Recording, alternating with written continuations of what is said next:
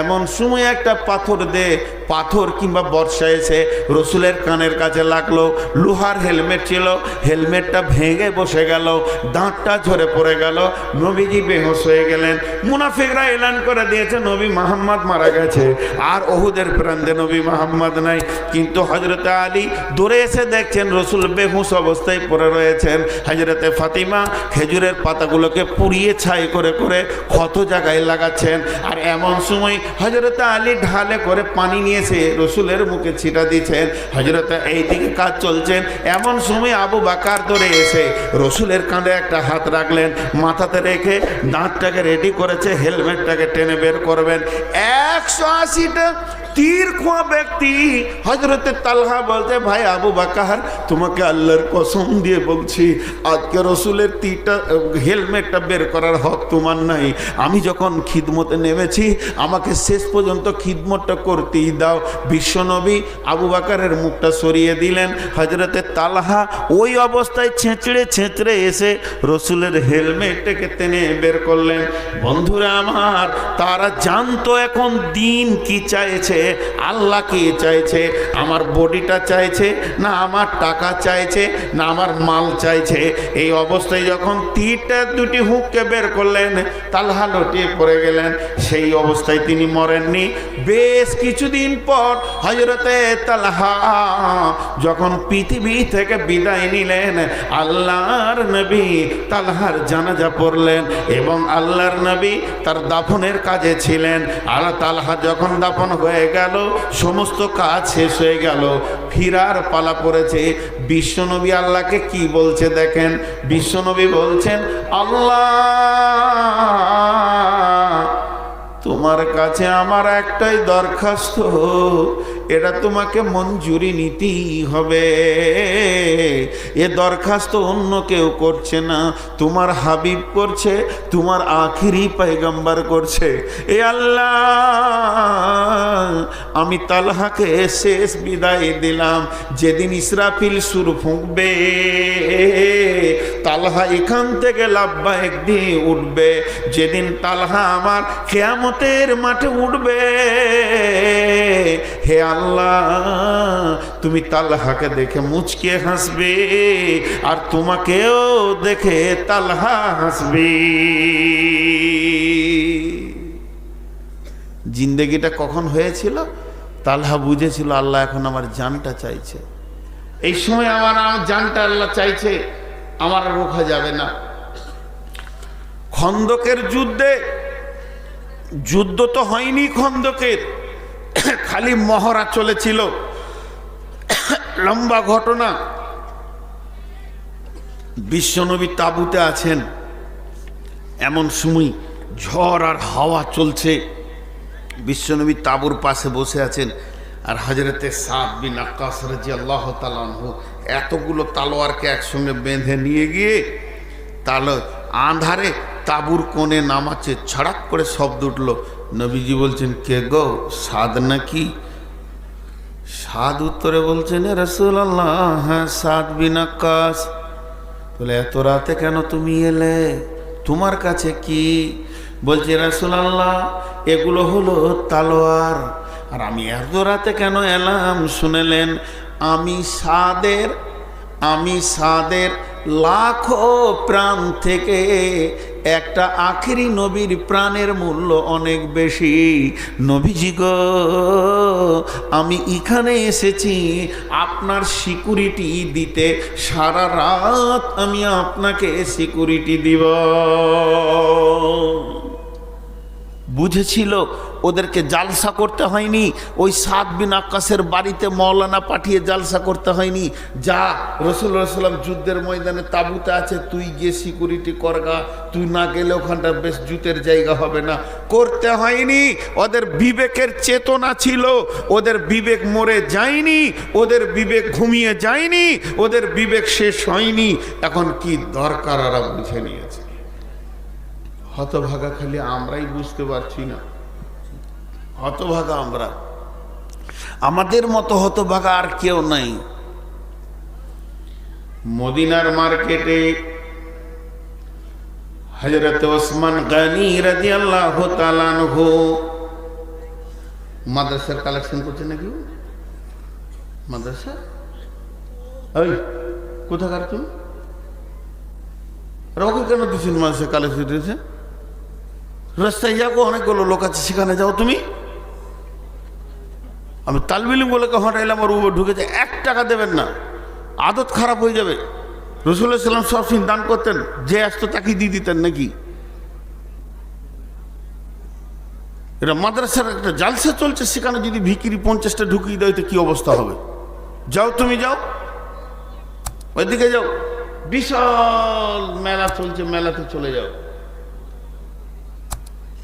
দেখেন, মুসলিম জাহানের 3য় খলিফা হযরতে ওসমান গনি রাদিয়াল্লাহু তাআলা আনহু নিজে গেছেন গম বিক্রি করতে মার্কেটে, লোক পাঠায়নি, নিজে প্রাইম মিনিস্টার, প্রধানমন্ত্রী, তিনি গেছেন গম বিক্রি করতে। তো গমের বস্তাটাকে খুলে দাঁড়িয়ে আছে, পাইকার রাস্তা বলছে কত নেবে জি, দাম কি লাগবে জি? আর উনি খালি একটা ভাষা ব্যবহার করছে, একটু ঘুরে আসেন, বাজারটা উঠুক, একটু ঘুরে আসেন, বাজারটা উঠুক, একটু ঘুরে আসেন। এই বলতে বলতে বলতে বলতে এটা হলো গম পটি, আলু পটি, পেঁয়াজ পটি, এটা হলো কাপড় পটি, ওইটা হলো মাছ মাংসের পটি, এক একটা পটি থাকে। তো যে পটিতে হযরত ওসমান দাঁড়িয়ে আছে, ওই পটির একদম খোলা রাস্তা দিয়ে দেখা যাচ্ছে মরুভূমির ভিতরে বহু দূর থেকে একটা দল আসছে। সেই দলটা কেমন? তাদের ভিতরে নারী আছে, তাদের ভিতরে পুরুষ আছে, তাদের ভিতরে শিশু আছে, তাদের ভিতরে বৃদ্ধ আছে, এবং তারা কখন খেয়েছে জানি না। তাদের পেটগুলো ঢুকে আছে, চোখগুলো ঢুকে গেছে, গালগুলো ঢুকে গেছে, হাড়গুলো বের হয়ে গেছে, গায়ে তাদের তেল নাই, মাথাতে চিরুনি নাই, তেল নাই, তাদের খাবার তেল কিছুই বোঝা যাচ্ছে না, উস্কো খুস্কো চুল, পূর্ণাঙ্গ কাপড় নাই, খালি ইজ্জতটা ঢেকে আছে। ওই অবস্থায় ওই পটিতে ঢুকছে। এই দৃশ্যটা দেখে হযরত ওসমান গনি রেডি হয়ে গেলেন, এসো বাবা, এরা ভিক্ষা করতে আসছে, এরা হাটবারে কেউ বেচবে, কেউ কিনবে, কেউ কিনবে বেচবে, আর এরা এসে হাটে ভিক্ষা করবে, ভিখারিরা ভিক্ষা করবে। কিন্তু ওই পটিতে যখন ঢুকে গেল, হযরত ওসমান বলছে, বাবা তোমার গামছাটা পাতো, তোমরা কজন, লাও, তোমরা বাবু লাও, তুমি পাতো, লাও, দেখি তোমার জায়গাটা, লাও, এই লাও, দেখি আর এক প্যাকেট নিয়ে এসো, লাও, এই প্যাকেট নামাও, এটা শেষ, আর এক প্যাকেট নামাই, লাও। দিতে দিতে দিতে দিতে সমস্ত গমগুলো শেষ হয়ে গেল। আর যখনই গমগুলি শেষ হয়ে গেল, তখন কি হলো, পাইকাররা এসে বলছে, নবীর জামাতা ওসমান, এটা কোন ধরনের ব্যবহার? আপনি হলেন একজন রসুলের সাহাবী, আপনি রসুলের জামাই, আবার মুসলিম জাহানের খলিফা, আপনি হলেন মদিনার প্রধানমন্ত্রী, এত বড় কাজ কেমন করে করলেন? ওই গরিবগুলো ক টাকা আপনাকে দিয়েছে, কতটা মূল্য দিয়েছে যে ওদেরকে আপনি মালটা দিয়ে দিলেন? আর আমরা হলাম এলাকার বড় বড় ব্যাপারী, আমরা বড় বড় পাইকার, আমাদেরকে কেন দিলেন না? হযরত ওসমান উত্তরে বলছে, বন্ধুরে শোনো, আমি ওদেরকে বিক্রি করিনি, এই মালটা বিক্রি করেছি আমার আল্লাহকে, আল্লাহ তাবারাক ওয়া তাআলা, আর সঙ্গে আমি বিজনেস করেছি। ইন্নাল্লাহ আশতারা মিনাল মুমিনিনা আনফুসাহুম ওয়া আমওয়ালাহুম বিআন্না লাহুমুল জান্নাহ। সাহাবীদেরকে ওয়াজ নসিহত করতে হয়নি? আমাদের ঈমান দুর্বল, এই জন্য ওয়াজ নসিহত করে করে গরম করতে হচ্ছে। মাঝে এই বিষয়ের ওপরেই 2 মিনিট একটা আলাদা কথা বলে নিচ্ছি। সেটা কি? বিষয় একই। আপনাদের এই আমতলা এলাকায় কলমে লেখালেখি আছে? আছে? বেটিদেরকে ফাঁকি দিয়ে বেটাকে লিখে দিলে জমি জায়গা আছে? বড় বেটাকে ফাঁকি দিয়ে ছোটকাকে মেরে দিলে ঘরটা আছে? জি, আল্লাহ তাবারাক ওয়া তাআলা বলছেন, তোর তো মাল লয়, তুই লিখবি কি করে? কার কতটা মাল, আমি যে ফারাইজটা তোকে দিয়েছি কোরআনে, এইটাকে তোকে ফলো করে চলতে হবে। কেউ যদি কোরআনের ফারাইজকে মেনে না নিতে পারে, নিজের ব্রেন দিয়ে সে যদি অন্যকে জমি লিখে দেয়, মেরাসের ভিতরে ওয়ারিসের ভিতরে লিখে দেয়, তার মানে সে পরোক্ষভাবে আল্লাহকে বলল, আল্লাহ তোর বিবেক বিবেচনা কম, তুই ভালো করে কাকে কি দিতে হয় জানিস না, তোর থেকে আমি বেশি বুঝি, অতএব আমি ঠিক করে নিলাম। প্রথমে বেঈমান কোরআনকে অস্বীকার করলো, দ্বিতীয় বেঈমান কোরআন মানল না, তৃতীয় বেঈমান আল্লাহর দেওয়া মালের অপব্যবহার করলো। আর বিশ্বনবী বলছেন, ওয়ান আনাস রাদিয়াল্লাহু তাআলা আনহু কল কলা রাসূলুল্লাহ সাল্লাল্লাহু আলাইহি ওয়াসাল্লাম, মান কাতা মিরাসা ওয়ারিসিহি কাতা আল্লাহু মিরাসাহু ইয়াউমাল কিয়ামাতি ফিল জান্নাহ। পৃথিবীর বুকে যদি কেউ কারো মিরাসকে কেটে একজনের আর একজনকে কলম চালিয়ে লিখে দেয়, তো আল্লাহ তাবারাক ওয়া তাআলা ওই একই ডেটে ওর জান্নাতকে কেটে ওকে দিয়ে দেবে। অতএব মাল এমন একটা জিনিস বন্ধুরে, আল্লাহর দেওয়া আইনের বাইরে কিছুই করা যাবে না, যাবে না, যাবে না। আরে উঠছে কেন? হ্যাঁ, উঠিয়েন না ভাই, উঠিয়েন না। উঠবো নিয়ত করলি, আপনার মনটা যদি একবার বলে এবার উঠলে হতো, তো ইবলিশ 100 বার বলবে ওঠ ওঠ, আবার ওঠ, অনেক শুনেছিল তুই তো নামাজ পড়বি না, তো ওঠ। জিলাপি টিলাপি খাগা, ঘর যা, ছেলে পিলে আছে, চলে গেল। তো উঠিয়েন না, এই দিনটা আসবে না আমাদের প্রতিদিন, কিন্তু আপনাদের তো একদিন, এই দিনটা আসবে না, উঠিয়েন না। চলেন জান মাল মিলিয়ে দেখেন। তবুকের যুদ্ধে, তবুকের যুদ্ধটাকে নিয়ে কোরআনে অনেক কথা এসেছে, অনেক কথা। তার মধ্যে তবুকের যুদ্ধে একটা বিরাট ঘটনা ঘটেছিল। বিশ্বনবী তবুকের যুদ্ধে প্রস্তুতি তৈরি করছে, সাজো সৈন্য সাজো, হঠাৎ বেরোতে হতে পারে। আর তবুকটা কোথায় জানেন? তবুকটা বর্ডারের ধারে, যেমন আমাদের দেওনাপুর দিয়ারটা বাংলাদেশের ধারে, তবুকটা সৌদি আরবে পশ্চিম উত্তরে একবারে জর্ডান বর্ডার, জর্ডানের বর্ডার, ওই ধারে তবুকটা। মদিনা থেকে কম করে 1700 কিলোমিটার দূর, 1700 কিলোমিটার। আপনার ফারাক্কা থেকে কলকাতা 400 হবে, আমি 400ই ধরছি, তাহলে 4 দুগুণে 8, 8 দুগুণে 16। এই ফারাক্কা থেকে একবার কলকাতা গিয়ে ঘুরে আসা, আর একবার কলকাতা গিয়ে ঘুরে আসা, যে 16 হলো, যে আবার বহরমপুর যাওয়া, এত দূর। তারপরে মরুভূমি, তারপরে পাহাড়, গাছপালা নাই, আর সূর্য যেন তপ তপ তপ তপ করে আগুন বৃষ্টি করছে, আর মরুর বালু যেন ক্ষয় ফোটা অবস্থায় আছে। আর এই অবস্থায় তবুকের অভিযানে বেরোতে হবে। তো তবুকের অভিযানে বের করার জন্য আল্লাহ আয়াত নাজিল করছে পূর্ব ঘটনার। কথাটা বুঝাতে পারলাম? একটু বুঝাতে পারলাম? মানে আজকের জালসাতে কোনো ছেলেকে বলছে যে বাবা বক্তাকে নিয়ে এসো ফারাক্কা থেকে, তো কুচুমুচু করছে, যাবে কি যাবে না। তখন হেড মৌলানা বলছে গত বছরে যে এনেছিল তাকে এই সম্মানই দেওয়া হয়েছে, তখনও বেরিয়ে গেল। তাহলে গত বছরের ঘটনা আজকে শোনানো হলো। তেমনি একটা ঘটনা ঘটেছে, সেই ঘটনাটা তবুকের অভিযানের সাহাবীদেরকে আল্লাহ শোনাচ্ছেন রসুলের মারফতে। কি বলছেন? বিসমিল্লাহির রহমানির রহিম, ইল্লা তানসুরুহু ফাকাদ নাসারাহুল্লাহু ইদ আখরাদাহুল্লাযীনা কাফারু সানিয়া সনাইনি ইদ হুমা ফিল গার ইদ ইয়াকুলু লিসাহিবিহি লা তাহজান ইন্নাল্লাহা মা'ানা ফাআনজালাল্লাহু সাকিনাতাহু আলাইহি ওয়া আইয়াদাহু বিজুনুদিন লাম তারাহা وجعل كلمة الذين كفروا السفلى وكلمة الله هي العليا والله عزيز حكيم।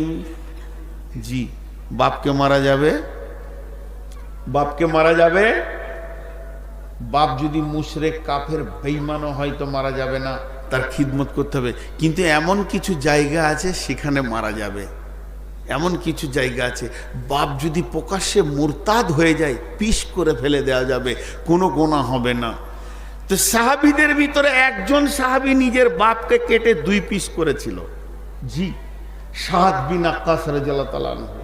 দেখবেন ইউটিউবে নেটে সার্চিং দেবেন নবীদের জীবন কাহিনী, সাহাবীদের জীবন কাহিনীর ভিতরে কেন সাদ যখন কালেমা পড়লো ওর মা বলল মাথা আঁচড়বো না, উকুন মারবো না, আর রোদে থেকে ছায়াতে আমি যাব না, আর আমি মুখে দানা পানি দিব না, তুই ফিরে আয় না, আবার তুই মূর্তি পূজাতে লেগে যা। সাদ বাড়ির ভিতরে থরথর করে কাঁপছে আর কাঁদছে, আল্লাহ তুমি ফায়সালা দাও, এটা আমার মায়ের হুকুম, আমি মা মানবো না দিন মানবো। এমন সময় তার ভিতরে তাকে কেন্দ্র করে আয়াত নাজিল হয়ে গেল। সাদ প্রকাশ্যে মাকে গিয়ে বলে দিল, মা তোর মতো যদি 100টা মা না খেয়ে মরে যায় আমি আর কালেমা ছাড়ব না।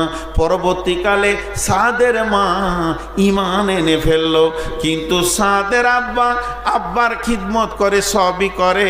যখন যুদ্ধের ময়দানে নেমে গেল, সম্ভব এটা বদরের যুদ্ধ, বদরের যুদ্ধে সাদ বিন আক্কাস রাদিয়াল্লাহু তাআলা আনহু বীর বিক্রমে যুদ্ধের ময়দানে যুদ্ধ করছে, আর ওর বাপ খালি বাপের সামনে এসে আটকে দিচ্ছে। সাদের মতো বড় বীর যতগুলো সাহাবীদের মধ্যে বীরের লিস্ট আছে, ওই লিস্টে আছে হযরতে আলী, ওই লিস্টে আছে খালিদ বিন ওয়ালিদ, ওই লিস্টে আছে হযরতে সাদ। তো সাদের মতো একটা যোদ্ধা, সে যখন যুদ্ধ করতে ওর বাপ খালি সামনে এসে দাঁড়িয়েছে আর তলোয়ারটা ঝাড়তে পারছে না, তাহলে তো ইসলাম চলে যাবে হাত থেকে। কি করা যাবে? সাদ দেখলো আর বেঈমানকে পৃথিবীতে রাখা যাবে না, একটা কোপ মেরে বাপকে যখন 2 পিস করে দিল, বীর বিক্রমে যুদ্ধ করলো। এবার বুঝে নিল কি ছোটাতে হায় হায় হায় হায় শুরু গেল মদিনাতে যে সাদ নিজের বাপকে কেটে ফেলেছে। বিশ্বনবী মৌনতা অবলম্বন করে নিলেন, কি হবে রে সাদ?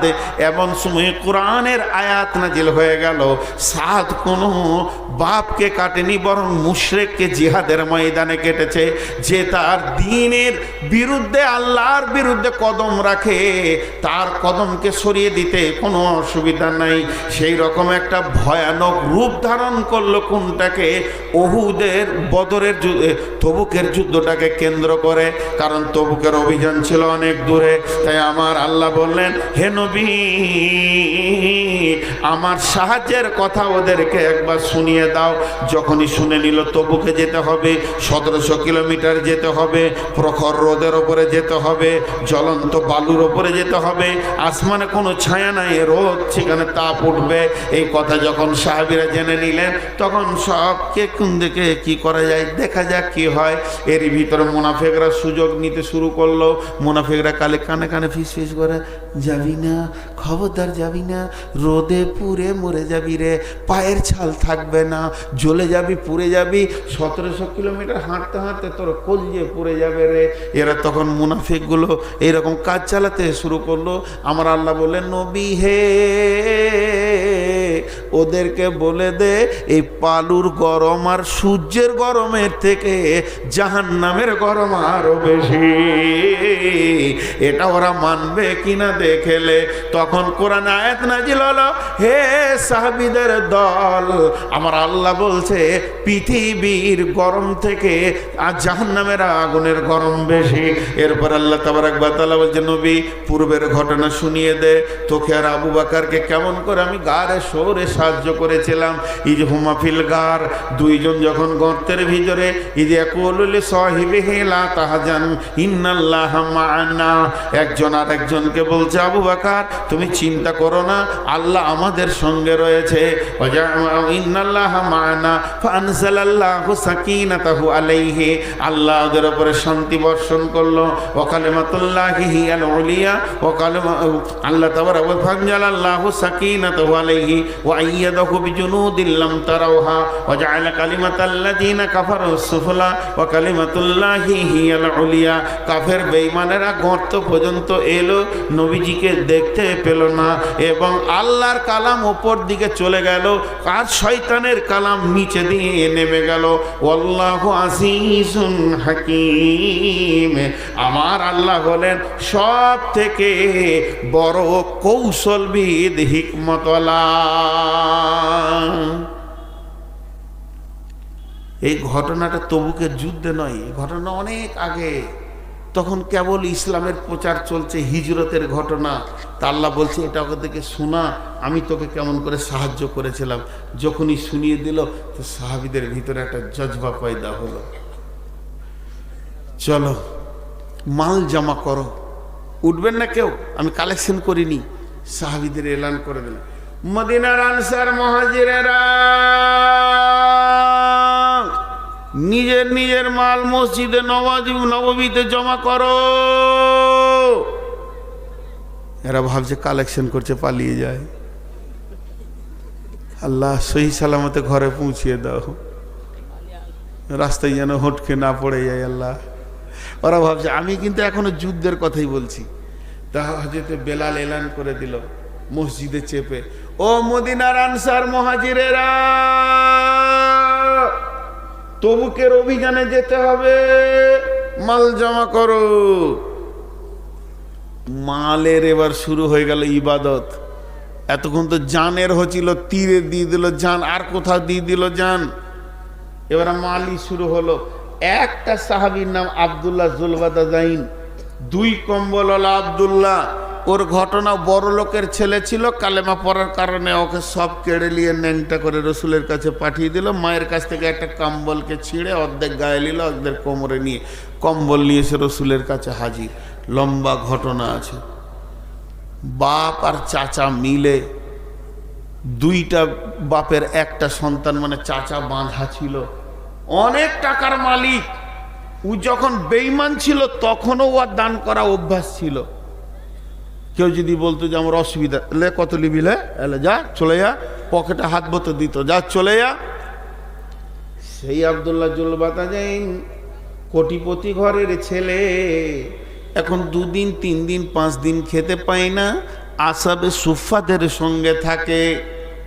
তার 2টি কম্বল ছাড়া আর কোনো সম্বল নাই। নিচেটা খুলে দেবে তো পাছা নাঙ্গা হবে, গায়েরটা খুলে দেবে তো গা চলে যাবে। এদিকে মসজিদে নববীতে মালের ঢেরি চলছে, ওদিক থেকে একটা লাইন লেন, হুজুর এটা আমার মাল, এটা আমার মাল, ইয়া রাসূলুল্লাহ এটা আমার মাল, ইয়া রাসূলুল্লাহ এটা আমার মাল। এদিকে শিশুতে দিচ্ছে, বৃদ্ধতে দিচ্ছে, জওয়ানে দিচ্ছে, সকলে দিচ্ছে। মেয়েদের লাইন আলাদা পড়ে গেছে। মেয়েরা কানেরগুলোকে তাড়াতাড়ি করে খুলছে, নাকেরগুলোকে খুলছে, হাতেরগুলোকে খুলে নিয়ে এসে, ইয়া রাসূলুল্লাহ এটা আমার মাল, নবীজিকে দোয়া করে দেবেন, আল্লাহ আমাদেরকে জান্নাতের অলংকারে সাজিয়ে দেবে, এ মাল দরকার নাই। মালের ঢেরি পড়তে শুরু করেছে, যার যা আছে সে জমা করছে। আব্দুল্লাহ ওই কম্বলওয়ালা, ও খালি উঠছে একবার করে, আবার বসছে, উঠছে আর বসছে, মানে ওর ভিতরটা বেচৈনি শুরু হয়ে গেছে। কেন গো, ওর দান করা অভ্যাস ছিল, এখন কিছুই নাই। এটা দিয়ে দিলে তো ন্যাংটা হয়ে যাব, এটা দিয়ে তো গা খালি হয়ে যাবে, কি দিব রে, আবার বসছে।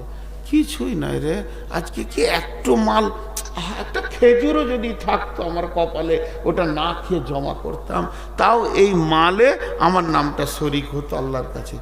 উঠা বসা করতে করতে করতে করতে থাকতে পারলে না, টুকটুক করে হেসে রসুলের সামনে মাথা নাম করে দাঁড়িয়েছে। মাথা নাম করে রসুলের সামনে দাঁড়িয়েছে। নবীজি বললেন, ছোট করে বলছে, আব্দুল্লাহ তুমি। বেশি কিছু লম্বা চওড়া বলেননি, বলেছে আব্দুল্লাহ তুমি। যেই বলেছে আব্দুল্লাহ তুমি, তো ভিবড়ে ঢুকরে কেঁদে উঠেছে, ভিবড়ে। আর যখনই কেঁদে উঠেছে, নবীজি বলতে চাইলেন আব্দুল্লাহ তুমি, তার মানে তোমার তো মাল নাই, তুমি তো গরিব, তোমার একটা খেজুর দূরের কথা, খেজুরের আঁটি পর্যন্ত নেই, তুমি দুটি কম্বল নিয়ে জীবন করছো, 2 দিন 5 দিন তুমি খেতে পাও না, এই হালাতে তোমার জীবন কাটে। কিন্তু তুমি কেন এই ইবাদতের ভিতরে মাথা ভিড়াতে এলে? তুমি কেন মাথা ঢোকাতে এলে? নিজেকে কেন এখানে শরিক করতে এলে বলো? এ আব্দুল্লাহ তুমি যখনই বলেছে, আব্দুল্লাহ চোখের পানিতে কেঁদে বলছে, ইয়া রাসূলুল্লাহ অনেকক্ষণ থেকে আমার দিল বেচৈন হয়ে গেছে, আমি নিজেকে সামলাতে পারছি না, উসখুস করে করে করে করে সময়টা কাটালাম। ও দয়ার নবী গো, আমার কাছে একটা জিনিস আছে, যদি আপনি গ্রহণ করে নেন তো আমি ধন্য হয়ে যাব। নবীজি বলেন, আব্দুল্লাহ কি দেবে তুমি বলো? বলে, রাসূলুল্লাহ আমার জানটাকে আল্লাহর জন্য নিয়ে নেন। আমার জানটা নিয়ে নেন, আমার যখন মাল নাই তো জান দিয়ে দিব, আমাকে আপনি জিহাদে যেতে পারমিশন দেন, আমি শহীদ হব। নবীজি বলেন চলো, তোমাকে নেওয়া হলো। জিহাদে যাই নেওয়া হলো বলেছে, তো খুশিতে মনে হচ্ছে আর ঈদ হয়ে গেল, হাসছে, আমি জিহাদে যাবো রে। তো ওইটা মুতার যুদ্ধ ছিল, তো মুতার যুদ্ধে খোলা আকাশে বেশ কিছুদিন ছিলেন, থাকার কারণে ও জ্বর হয়ে গেল, এমন জ্বর হলো আর বেঁচে উঠলো না, মারা গেল। বিশ্বনবী জানাজা পড়ালেন, বিশ্বনবী জানাজা পড়ানোর পর রাত্রিতে লাশটা কবরে রাখা হচ্ছে, এমন সময় লাশ নিয়ে সবাই কবরের দিকে যাচ্ছে, আর হযরতে বেলালের হাতে লাঠি, লাঠির ওপর একটা কাপড় দিয়ে চর্বি টর্বি দিয়ে আগুন জ্বালিয়ে দিয়েছে, ওটার নাম হচ্ছে মশাল। মশাল জেলে ও সমস্ত মুসল্লিদেরকে রাস্তা দেখাচ্ছে। এমন সময় কবরের থেকে একটা শব্দ আসছে, তোমরা তোমাদের ভাইকে ধীরে ধীরে নিয়ে এসো। হযরতে বেলাল বলছে, গলার শব্দটা চিনা চিনা লাগছে, আমি মজলিসকে ফেড়ে ভিতরে গিয়ে দেখলাম ওটা অন্য কেউ নয়, আল্লাহর নবী কবরে নেমেছেন লাশটাকে নেওয়ার জন্যে। বিশ্বনবী এইভাবে বললে, তোমাদের ভাইকে আমার কোলে তুলে দাও, আর নবীজি এইভাবে নিলেন। কেউ বলছে কবরে রাখা দাফনের পর, কেউ বলছে না হাতটাকে আসমানের দিকে করে দিলেন। নবীজির ক্ষমতা 360টা পুরুষের ক্ষমতা ছিল ওনার শরীরে। এইভাবে হাতটাকে তুলে লাশটাকে তুলে বলছে, আল্লাহ আজকে এই আব্দুল্লাহ জুলবাতাজাইন আমার কাছে ছিল, আজকে আমি আব্দুল্লাহ জুলবাতাজাইনকে আপনার কাছে জিম্মায় দিয়ে দিলাম, আমার জিম্মায় ছিল আপনার জিম্মায় দিয়ে দিলাম। ও দয়াল মাবুদ গো, আমি তোমার হাবিব একটা ছোট দরখাস্ত করছি, আমার দরখাস্তটা মঞ্জুরি করে নিও। আজকে রাত্রিতে এই পর্যন্ত এই সেকেন্ডে আমি আব্দুল্লাহর উপরে রাজি ছিলাম, তুমিও রাজি হয়ে যাও। এই জীবনগুলো কি, এই জীবনগুলোর মূল্য কি? জি, আমরা আজকে ইসলামও বুঝি না, আমার জানটা কোথায় লাগাবো এটাও বুঝি না, আর আমার মালটা কোথায় লাগাবো এটাও বুঝি না। আমাদের বোধ ক্ষমতা ব্রেন থেকে উড়ে চলে গেছে। জি, আর আমরা খালি বুঝি কি, চারিদিকে মাথার চুলগুলোকে নেড়া করে লাও, আর মাথার মাঝে লম্বা চুল রেখে লাও, আর লেড়কিড়ি পেছনে ঘুরে বেড়াও। 3টে জেনে রয়েছে, কিন্তু আমরা নিজেদেরকে শরীয়তের আবদ্ধতায় আনতে পারছি না। জি, যদি কেউ একটা উল্টা পাল্টি কিছু বলে তো পেছন থেকে বলবে, মার ওকে মার, যত টাকা লাগে দিব। মার্ডার করার জন্য টাকা দিবে, মান না রে, মার ওর চোপাতে লাত মার, যত টাকা লাগে দিব। কিন্তু আল্লাহর কালাম পাকের জন্য এরা টাকা দিবে না। নীরব বিপ্লব, নীরব জিহাদ। জি, নীরব জিহাদ। আজ আমার জান আমার লয়, আমার মাল আমার নয়, এই জান মাল আমি আল্লাহকে দিয়ে দিয়েছি। জি ভাই, অতএব আমি আপনাদের সামনে অনেক কথা বললাম, দীর্ঘ 1.5 ঘন্টা হয়ে গেল, 1.5 ঘন্টা হয়ে গেল।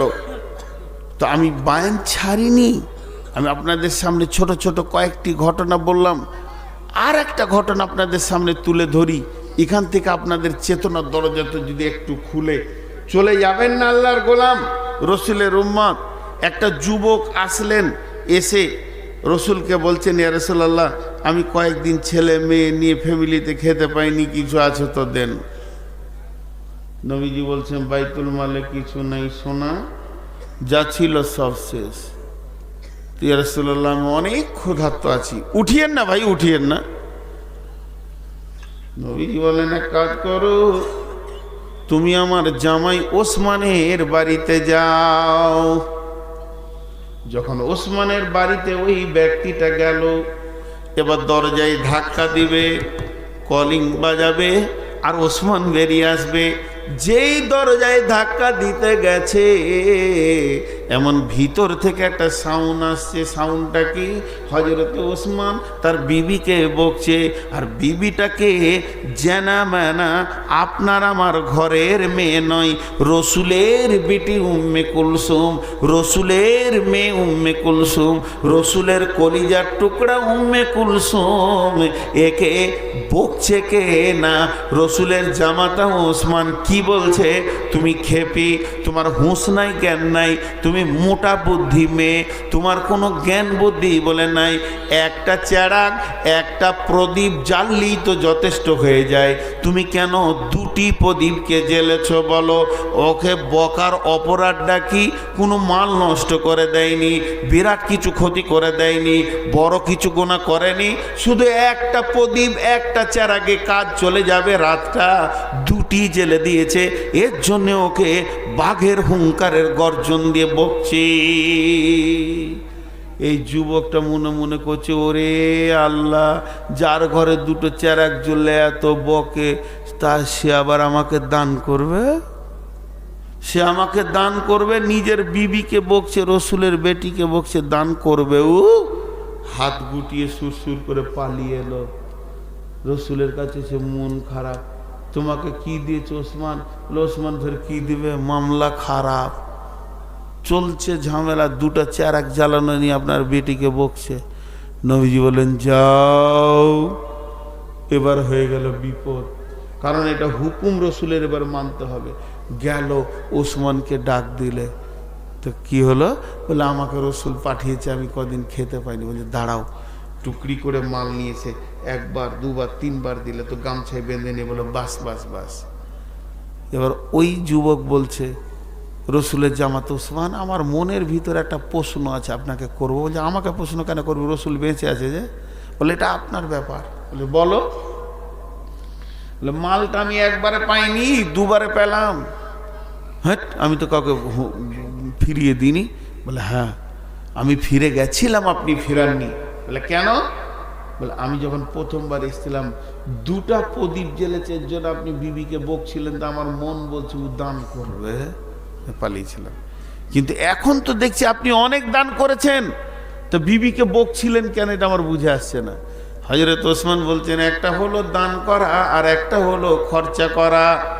একটা হলো দান করা, একটা হলো খরচা করা। একটা হলো দান করা, একটা হলো খরচা করা। আর কিয়ামতের মাঠে একটা হলো হিসাব দেওয়া, একটা হলো হিসাব নেওয়া। তা আল্লাহ তাবারক ওয়া তাআলা কিয়ামতের দিনে হিসাব লেনদেন করবে।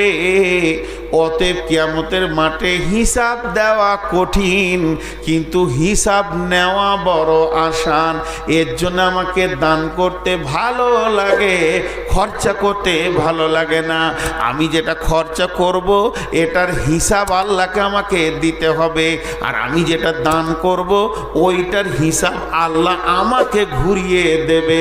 অতএব কিয়ামতের মাঠে হিসাব নেওয়া আসান, দেওয়া কঠিন। এর জন্য আমাকে দান করতে ভালো লাগে, কিন্তু খরচা করতে ভালো লাগে না। উঠিয়েন না, আপনাদের হাতগুলো ধরে আমি 10টা মিনিট সময় চেয়ে নিচ্ছি, 10টা মিনিট মাত্র। কেউ আছেন? একটা 5000 টাকা দেবেন, আপনার নাম আমি প্রচার করব না। কেন দেবেন সেটাও চুপ থাকেন। এই ছেলেরা জাতরে বাপ চাদর নিয়ে, একটা নাম প্রচার করব না। যারে বাবা চাদর 2-3টে ঢুকো, প্রাণ খুলে একবার দেন। আর যাকে দেবেন ওকে বলবেন যে আল্লাহ আমার এই নিয়তে তোকে দিছি, আমি আল্লাহর উপরে ভরসা করে বলছি আপনার নিয়ত পুরা হয়ে যাবে। কোন আল্লাহর গোলাম আছেন 5000 টাকা দেনেওয়ালা, 2000, 1000, কোনো নাম না বলে এখানে নামিয়ে দিয়ে যান দেখি। আল্লাহর গোলাম রসুলের উম্মত কে আছেন? আসেন।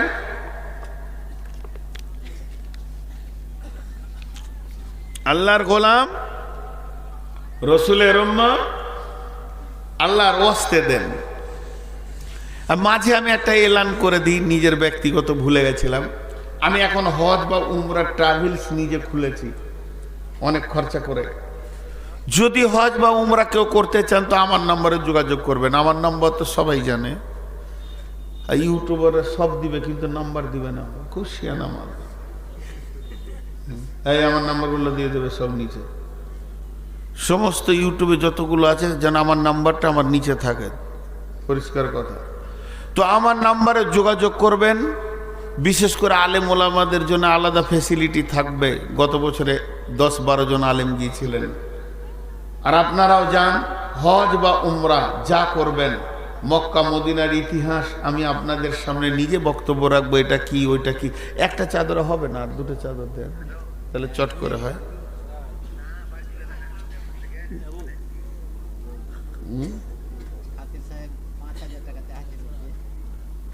না আসতে বলেন কি সাবিক সাহেব তো